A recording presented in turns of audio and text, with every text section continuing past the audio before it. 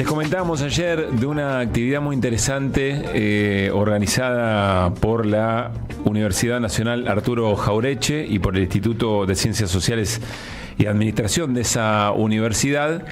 Tenía que ver con los discursos de violencia, con la agresión y sobre todo una consigna muy en particular que era ¿por qué toleramos la formación de un espacio público agresivo? Les contamos que exponían Alejandro Kaufman y Marina Acosta de Analogías y de la Jauretche, y que estaba participando también Sergio de Piero, director del Instituto de Ciencias Sociales y Administración de la Jauretche, allí en Florencio Varela. Está en línea Sergio, que es politólogo. Pablo Caruso, Gaby Radiche, Luis Pagini y Néstor Restivo. Sergio, te saludamos. ¿Cómo te va? ¿Qué tal? ¿Cómo están? Gracias por atendernos. No, al contrario. Bueno, la verdad es que calzó justo lo que nos acercaste para difundir, que ayer comentábamos, con algo que nos viene preocupando de hace tiempo, pero que venimos puntualizando en las últimas semanas. Quiero preguntarte qué conclusiones sacaron, ya que hubo un conversatorio sobre este tema, qué conclusiones se sacaron. Y me parece que eso nos va a hacer ir bien al hueso del tema rápido.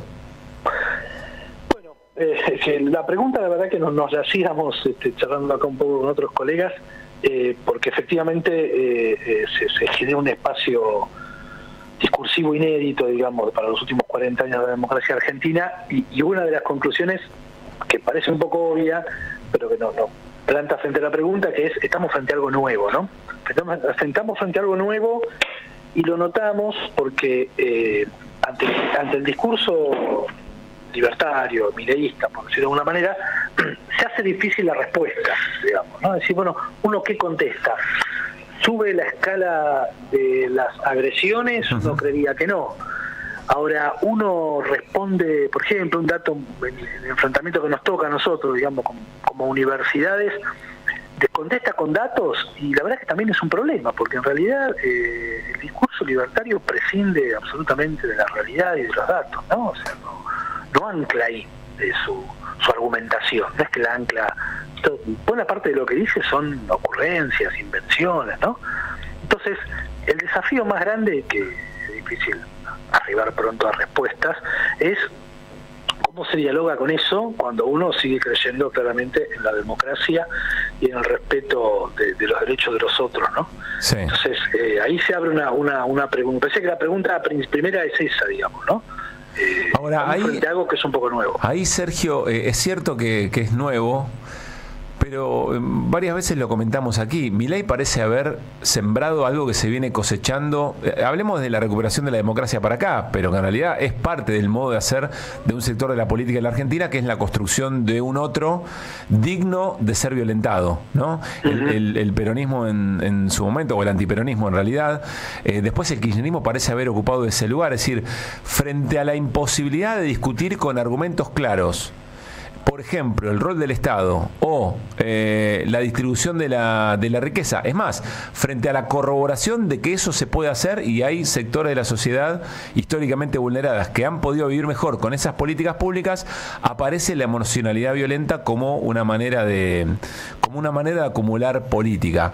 Pero si vos me preguntás, te lo traslado a pregunta y me animo a darte mi opinión. Me parece que fue el macrismo el primero que empieza ese sendero, ¿o me equivoco?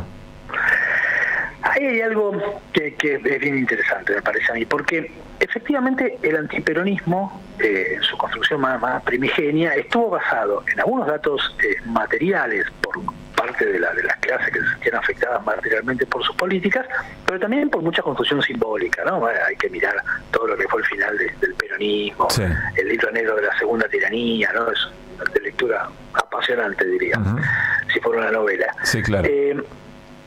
Ahora, esa identidad, primero tomar eso en cuenta, el antiperonismo es una identidad política en Argentina, ¿no? Tan potente como el peronismo, y que tiene una vigencia interesante lo que plantea Cristina respecto al balotaje, ¿no? Que también lo hemos conversado, la figura del balotaje de la reforma del 94.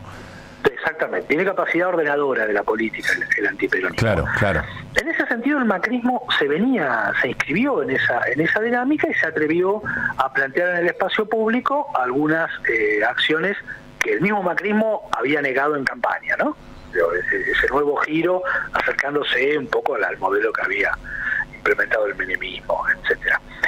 A mí me parece que en Milei hay otra cosa, digamos, ¿no? Me parece que es el mismo tronco respecto del lugar que tiene que ocupar el Estado en una sociedad, pero abreva en otras tradiciones, ¿no? En otras tradiciones. Macri es un hombre del mundo de los negocios, ¿no? Macri quería, bueno, sabemos que ese mundo de los negocios pueda controlar. Milei también es eso, pero la justificación y la argumentación que realiza Milei lo pone enfrentándose a casi todo el orden moderno, ¿no? Digo, si Milei está peleado con la modernidad, claramente, ¿no? Está planteando cosas que entonces el macrismo no tenía esa perspectiva. Quería un mundo de facilitar los negocios. No, yo eso lo logro entender, pero cuando hablamos de discursos violentos o por qué toleramos la violencia, me parece que hay más puntos de contacto. No como qué proyectos de país tienen, sino en realidad a través de qué elementos de la emocionalidad están dispuestos a construirlo. Me parece que ahí hay un punto, y este juego me parece siempre muy provocador, ¿no? Que Milei hizo lo que Macri no se animó, o Macri dice abiertamente, la sociedad no estaba preparada para ir al shock. Bueno, pero la fue preparando de alguna forma. A ver. Sí, Macri dijo, ¿no? Había dicho, recordemos, el curro de los derechos humanos, ¿no? Eso fue abrir la puerta a esta construcción. Yo te comparto claro. Eso. Yo lo comparto claramente. Ahora, lo que me parece a mí es que Milei abrevó en otras fuentes, digamos, ¿no? De las que Macri no sé si se siente tan cómodo en eso, ¿no? En Milei hay una visión ideológica tan dura respecto de lo social, ¿no? Y de lo que es el individuo en la sociedad, que es algo más que el mundo de los negocios, ¿no? Y a mi gusto un poco más peligroso en ese sentido, ¿no? Que lo lleva. ¿Por qué Milei amenaza públicamente, agravia, insulta a personas? ¿No? ¿Por qué no mide eso respecto de lo que es la convivencia? ¿Y por qué? ¿Qué te respondes? Social? Porque no le interesa.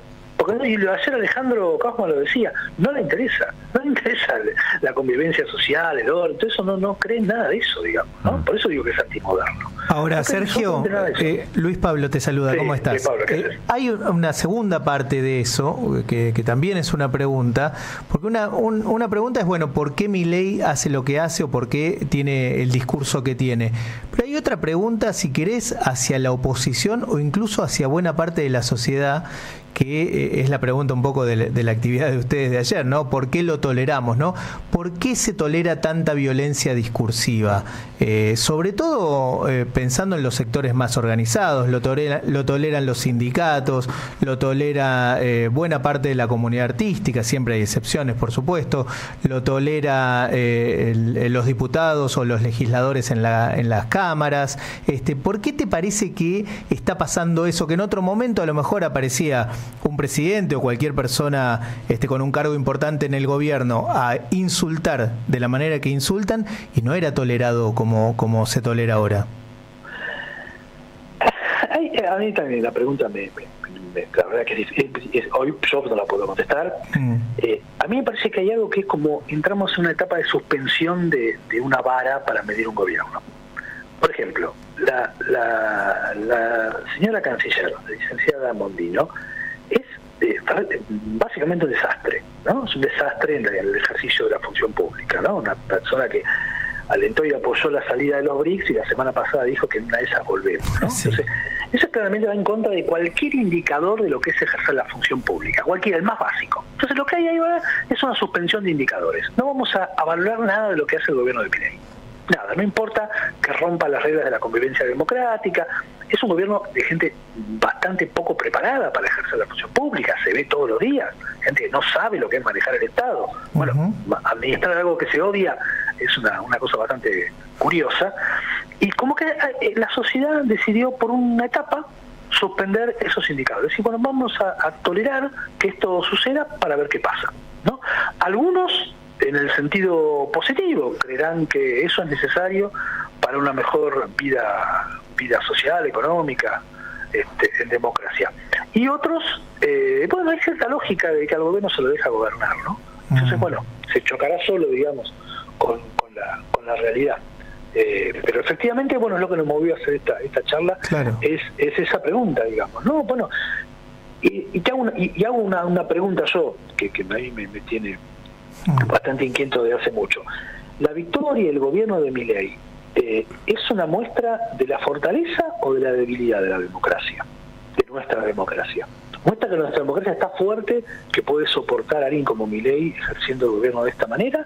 ¿O es una democracia débil que acepta que un hombre como Milei ejerza el gobierno de esta manera? Quizá lo conteste el tiempo, ¿no? Eso creo. Sí. Sergio, Gabriela Radiche te saluda, ¿cómo te va? Te sumo así esa voltereta de las preguntas que venías haciendo con Luispa, ¿no? Porque si la pregunta inicial era ¿por qué toleramos la violencia? Y en el comienzo de la charla te preguntabas o nos invitabas a preguntarnos cómo se contesta, si se responde. Como a mí me hace ruido la palabra tolerar, que te quiero preguntar si hay, o por lo menos si aparece alguna respuesta desde lo legal para decir, y bueno, ¿y cómo se corta la violencia? ¿Cómo se frena esta violencia a la que asistimos permanentemente, sea amenaza, sea simbólica, o de políticas que van tomando quienes están conduciendo el país en este tiempo? ¿Cómo se frena legalmente? ¿Hay alguna posibilidad o no? Ya no hay garantías posibles en el marco democrático en el que vivimos.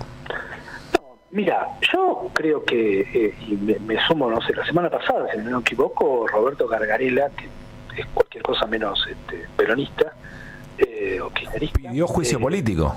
Exactamente, ¿Sí? ¿no? Pidió y ya hay varias voces. Yo creo que las causas para pensar un juicio político por las acciones del presidente Milei están. Lo que no están son las condiciones, porque es un juicio político, no es un juicio, digamos, jurídico tradicional. Es un juicio político. Y las condiciones para ese juicio político no están. ¿Cuáles son las condiciones para un juicio político? Bueno, es una oposición articulada en torno de esa idea, claro, y una sociedad que le quitó el apoyo. Y sus votantes por ahora están queriendo creer que esto va a funcionar. Su núcleo duro lo cree seguro. El otro, que es un núcleo mucho más grande que el duro, dice, bueno, necesito creer, después de tantos años que venimos mal, que esto va a funcionar, ¿no? Me parece que y hablándolo con gente, ¿no?, que escuchando, gente que lo ha votado, necesita creer que esto va a funcionar. Y uno lo entiende, ¿no?, porque la situación económica viene difícil hace bastante. Y esas condiciones son imprescindibles para que un juicio político camine. Yo no soy muy amigo, o sea, ¿cuál es el espejo que uno piensa que puede convertirse Argentina? En Perú, en varios sentidos, ¿no? El fujimorismo, ¿qué fue? Fue un movimiento político que disciplinó a la inflación. Perú tenía una inflación semejante a la Argentina en el 90, ahí 4.000%. Vino Fujimori, cerró el Congreso, una violenta represión, arregló la macro y dejó un país con una macro impecable y una micro destruida, ¿no? Es un país con mucha pobreza, mucha informalidad, ¿no? Donde hay un sector que vive muy bien y una mayoría que viven como pueden. Y con un sistema político anulado. Todos los expresidentes peruanos están procesados o presos, o como el caso de Alan García, que decidió quitarse la vida. Bueno, no quiero ese modelo para Argentina, ¿no?, donde tengamos un sistema político anulado. No, claro. A ver, Sergio, lo último y parecido a lo que te plantea Gaby. Vuelvo al origen. Estamos charlando con Sergio de Piero, politólogo, ya cerrando la conversación. Un espacio en el que se reflexionó en la Universidad Jauretche sobre la formación de un espacio público agresivo o violento, uno podría decir.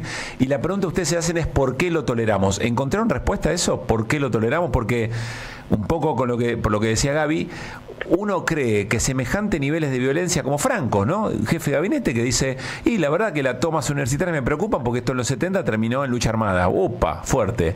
Entre muchas otras cosas, o Santiago Caputo viralizando videos donde tira y parece estar señalando yo sí sé tirar. ¿Por qué no hay una respuesta acorde del resto de la dirigencia política? Que en algún punto hasta parece estar aprovechando algunas cosas que hace Milei. Pero más allá de eso, ¿qué respuesta encontraron, si es que la encontraron, a por qué lo toleramos? Mira, hay cosas que dijeron los expositores, ¿no? Marina Acosta, que es profe acá nuestra y es directora de comunicación de analogías, decía, bueno, en las encuestas aparece como diferenciado eso, ¿no? O sea, a mucha gente no le gusta el lenguaje violento, no le gusta el ataque a las universidades, no le gusta que los jubilados ganen poco o que se les haya disminuido sus ingresos, pero disocia del resto de lo que es Milei. Hay como ¿no? Aparece eso, que se apoya, pero no se apoya lo específico, se apoya lo general y no lo específico. Una cosa un poco rara, pero que parece procesarse de ese modo. Y Alejandro aportaba en el mismo sentido diciendo que cuando la gente está de acuerdo con Milei, no se sabe bien con qué está de acuerdo de Milei. No, porque muchas veces, seguramente lo han visto ustedes, mobileros que dice, ¿usted qué apoya al gobierno? No sé bien, no sabe bien. Sí, no me gusta nada, pero había que hacerlo. Pero había que hacerlo, es una cosa el cambio, así, famoso cambio. Claro, y apoya la expectativa de que las cosas mejoren. Digo, me parece que está yo creo fuertemente eso, porque además me parece que hay que distinguir lo que piensa Milei, su entorno, su núcleo duro, de lo que pensó ese electorado, que de todos modos escuchó a Milei decir voy a pasar la... Pero entonces, ¿qué es lo que pasa? ¿No hay una memoria o la democracia? Vos dijiste, esto es una novedad. ¿La democracia no le ofrece a las generaciones activas políticamente un espejo donde ver las consecuencias posibles de esta violencia? Efectivamente. Me parece que hay algo de eso. Me parece que hay una cuestión de no acumulación histórica de los peligros que significan algunas acciones. Me parece que sucede algo de ese modo, ¿no? Es decir, sí. Hemos vivido una democracia relativamente pacífica estos 40 años, relativamente, desde luego. Y algunos monstruos, bueno, se van olvidando, digamos, ¿no? Entonces, la verdad es que lo que... Nosotros otra vez con los decanos de sociales de todo el país... Perdón, y el intento de asesinato a Cristina es parte de esto que estamos viviendo, no otra cosa. Okay. Y aparece como disociado, ¿no? Bueno, pero eso es otra cosa. Nosotros decíamos con las decanas y los decanos de sociales de acá del país, decíamos, ojo que todo esto que se infringe sobre la sociedad tiene consecuencias, no es que no va a pasar nada, ¿no? Esos daños que se hacen sí. a la vida cotidiana, a las subjetividades, van a generar cosas que no van a ser positivas para el conjunto de la sociedad. A los que quieran verla y no pudieron participar ayer, en el canal de YouTube nuestro, que se llama Difusión Ixia UNAG, encuentran la conferencia completa. Ok, y me imagino que dentro de del portal de la universidad también se puede llegar, ¿no? Exactamente. Sergio, gracias por el rato. Un abrazo grande. A ustedes, como siempre. Un abrazo. Sergio de Piero, politólogo, charlando con nosotros 5 y 2. Deja tu mensaje en nuestra línea de oyentes de